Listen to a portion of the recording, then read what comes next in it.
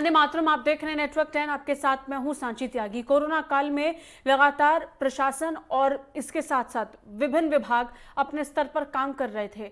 ये पूरे भारत का सहयोग था, टीम वर्क था, जिसके बाद आज हम आंकड़ों को देखकर वाकई संतुष्ट हो सकते हैं कि हमने एक लंबी लड़ाई को लड़ा और उसको जीत भी लिया है। लेकिन अभी तैयारियां तीसरी वेव को लेकर करनी है और उसके लिए जंग लगातार जारी है। इस बीच हर जिले से कोई ना कोई जानकारी हम आप तक पहुंचाते हैं और ये भी बताते हैं कि किस तरीके से वहां पर अधिकारियों ने काम किया। आज हम बात उन्नाव की करेंगे। उन्नाव से जिला अधिकारी हमारे साथ रविंद्र कुमार एक्सक्लूसिवली जुड़ चुके हैं, उनसे बात करेंगे कोरोना को लेकर के आगे आने वाले दिनों की क्या तैयारी है और इससे पहले का वक्त कैसा गुजरा, ये जानने की कोशिश करेंगे। बहुत बहुत शुक्रिया रविंद्र जी, आपने हमें वक्त दिया और समय निकाला।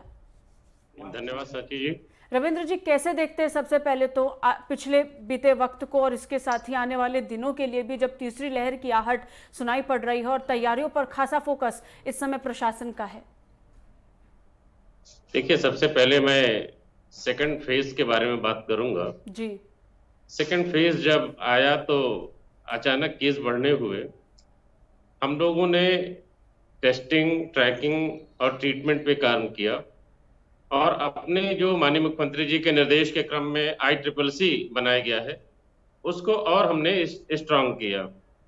वहां पर पूरी टीमें बैठाई हमने और टेस्टिंग, ट्रीटमेंट को बहुत अच्छी तरीके से मॉनिटरिंग किया जी। हम लोगों ने ज्यादा से ज्यादा टेस्ट कराए और जितने इसमें पॉजिटिव आते थे, हम कोशिश करते थे कि उनको फैसिलिटी में तुरंत शिफ्ट करें और जो होम आइसोलेशन के लायक केसेस थे उनको होम आइसोलेट किया गया। लेकिन हमने अपनी टीम बैठाकर ये जरूर किया कि जनपद में जितने भी होम आइसोलेशन के केसेस थे या फैसिलिटी में थे, उनसे हमारी टीम प्रतिदिन बात करती थी। उनकी कंडीशन कैसी है, उन्हें क्या चीज की आवश्यकता है, किन दवाओं की आवश्यकता है, और हमने उन्हें समय से दवा पहुंचाया। हमने अपने जनपद में निगरानी समितियों को एक्टिव किया और इन निगरानी समितियों को हमने पर्याप्त मात्रा में दवाएं उपलब्ध कराई और निगरानी समितियों ने जब सर्वे किया उसी समय लोगों को दवा दे दी गई ताकि टेस्ट के रिजल्ट के इंतजार में विलंब ना हो और उनका इलाज प्रारंभ हो जाए। हम जनपद उन्नाव में 1 लाख से ज्यादा मेडिकल किट वितरित कर चुके हैं और जिसका ये परिणाम था कि बहुत तेजी से हमारे जनपद में कोरोना पॉजिटिव केसेस में गिरावट आई। हम ICCC की एक बार फिर से बात करेंगे जी। हम ICCC के माध्यम से ही हमारे यहाँ जो L2 हॉस्पिटल है, सरस्वती मेडिकल कॉलेज, वहां की हमने लाइव स्ट्रीमिंग यहाँ रखी है। उस L2 हॉस्पिटल में वार्ड में क्या हो रहा है, हम यहीं से अपने कलेक्ट्रेट के कंट्रोल रूम से देखते हैं कि वहां पेशेंट को प्रॉपर ट्रीटमेंट मिल रहा है कि नहीं जी। डॉक्टर्स जा रहे हैं कि नहीं, वहां उन्हें भोजन मिल रहा है कि नहीं, साफ सफाई की व्यवस्था हो रही है कि नहीं। इस पूरी व्यवस्था को हमने सुदृढ़ किया और साथ ही अन्य जो हॉस्पिटल थे डिस्ट्रिक्ट के, उन पे भी बाकायदा नोडल अधिकारी नियुक्त करके उस पर निगाह रखी जी।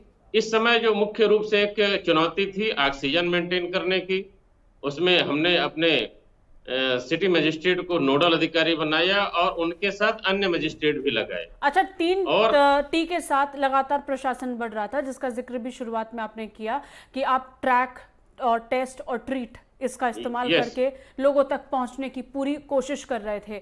अगर लोगों से संवाद स्थापित करने का जिक्र करें तो कितनी कठिनाइयां आई, क्योंकि कंट्रोल रूम को बनाया गया। इसके साथ आप बता रहे हैं कि अस्पतालों की निगरानी आपने कंट्रोल रूम से की। आप ये देखना चाह रहे थे कि वहां अस्पतालों में क्या स्थिति बन रही है, ये पल पल की जानकारी आप तक पहुंचे। इसके साथ ही जिस तरीके से आम जनता को परेशानियों का सामना करना पड़ा, उनको जैसे ही पता चला कि उनके घर में या परिवार में किसी को कोरोना हुआ है, चाहे उनको अस्पताल में बेड की व्यवस्था करवानी हो, ऑक्सीजन की व्यवस्था करानी हो या फिर घर पे ही अच्छा ट्रीटमेंट लेना हो, उसके लिए कैसे तैयारी की गई? आप लोगों तक कैसे पहुंचे? देखिए, हमने अपने ICCC में जो हमने कंट्रोल रूम बनाया था, इसमें पर्याप्त मात्रा में फोन लाइंस लगाई गई जी। और उसका हमने प्रचार प्रसार भी किया, होर्डिंग्स लगवाई कि लोगों को हमारे कंट्रोल रूम का नंबर मालूम हो जाए। जी। कंट्रोल रूम में कई प्रकार की टीमें हैं।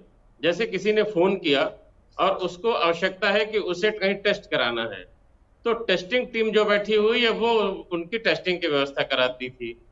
होम आइसोलेशन केसेस को किसी दवा की आवश्यकता है या सिलेंडर की आवश्यकता है, उसके लिए अलग टीम है, वो उसको उपलब्ध कराती थी। एम्बुलेंस के लिए भी हमने अलग टीम बनाई कि किसी को एम्बुलेंस की तत्काल आवश्यकता है, एम्बुलेंस की टीम हमारे कंट्रोल रूम में ही बैठती थी, तत्काल उसको एम्बुलेंस उपलब्ध कराया जाता था।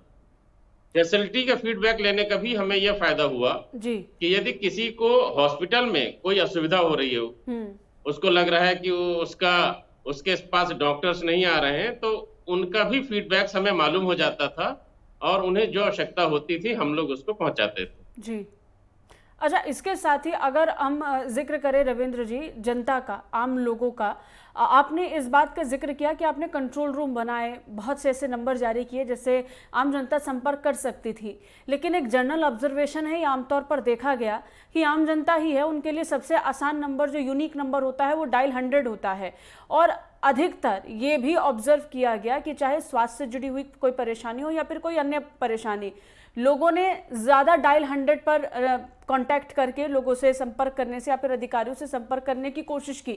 उस चीज़ को कैसे हैंडल किया आपने?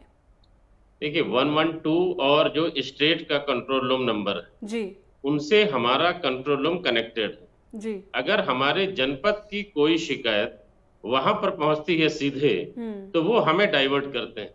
जी वहां इवन मेरा नंबर भी है, कई बार उन्होंने मुझसे सीधे बात कराई लोगों से कि साहब ये आपके जनपद के हैं और इन्हें ये समस्या है, और उनकी समस्या को सुनकर हम लोगों ने समस्या को दूर कराया। जी। तो जो स्टेट का कंट्रोल रूम है उससे भी हम लोग वेल कनेक्टेड थे, और उससे हमें लाभ भी हुआ कि जो लोग सीधे यहाँ ना करके लखनऊ का कंट्रोल रूम में करते थे, उनको भी हमने जो भी उनको सुविधा आवश्यकता थी उपलब्ध कराया।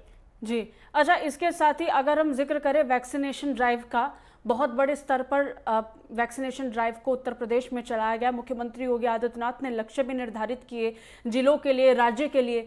और अगर हम इस ड्राइव का जिक्र करें तो अगर उन्नाव का जिक्र हो तो यहाँ पर कितने लोगों को वैक्सीन लग चुकी है, वहाँ पे भी भ्रम लगातार देखा गया, लोगों के मन में फैला। अब उस सिचुएशन से उबर पाए हैं, पूरा देश उबर रहा है खैर, और वैक्सीन की तरफ लोग रुचि दिखा रहे हैं। वैक्सीनेशन ड्राइव का क्या हाल है उन्नाव में? देखिए शुरू में तो कुछ निश्चित स्थान पर ही वैक्सीनेशन हो रहा था। जी जो हमारे डिस्ट्रिक्ट हॉस्पिटल थे, सीएससी पीएससी थे, वहां पर वैक्सीनेशन हो रहा था। जी। लेकिन हमने अपनी प्लानिंग करके हर ब्लॉक के, जैसे उन्नाव में 16 ब्लॉक्स हैं, तो हर ब्लॉक के 3 विलेजेस को लिए और वहां पर हमने जिला स्तर के वरिष्ठ अधिकारी को लगाया, जी जो एक दिन पहले जाकर वहां जागरूकता करते थे और लोगों को समझाते थे कि वैक्सीन लगाने से किसी प्रकार का कोई नुकसान नहीं है, बल्कि ये आवश्यकता है। कोरोना से बचने का ये मात्र ये उपाय है कि ज्यादा से ज्यादा लोग वैक्सीनेटेड हो जाएं। जी। और उसका हमको लाभ मिला। जब हम गांव पहुंचे, लोगों को बताया, गांव के प्रमुख लोगों को हमने वैक्सीनेशन के लाभ के बारे में बताया, तो वो लोग प्रेरित हुए और वो लोगों ने जब वैक्सीनेशन कराया तो अन्य लोगों को भी उससे प्रेरणा मिली। इसके अलावा जनपद के जो प्रमुख लोग हैं उनको भी वैक्सीनेशन कराया गया और उनको बाकायदा प्रचार प्रसार किया गया, जिससे लोगों को ये समझ में आया कि अगर ये करा सकते हैं तो अन्य लोग भी कराएंगे।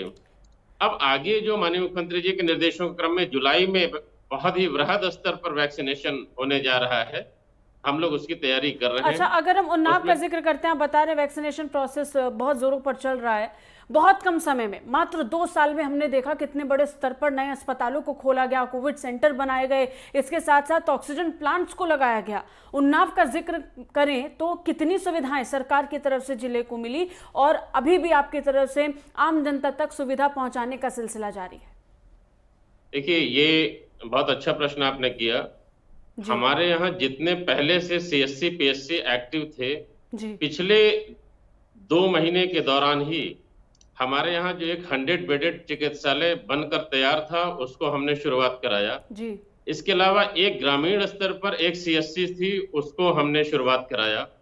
इसके अलावा जनपद की अन्य सारी जितनी भी सीएससी पीएससी थी, उसमें डॉक्टर्स की प्रॉपर अरेंजमेंट करा के, कुछ हॉस्पिटल में ज्यादा डॉक्टर्स थे, कुछ में कम थे, तो उसको हम लोगों ने इक्वल डिस्ट्रीब्यूशन कराया और उन सभी को एक्टिव किया, जिससे लाभ यह हुआ कि ग्रामीण स्तर पर भी लोगों को चिकित्सा का लाभ उनके आसपास चिकित्सालय से ही मिल सका।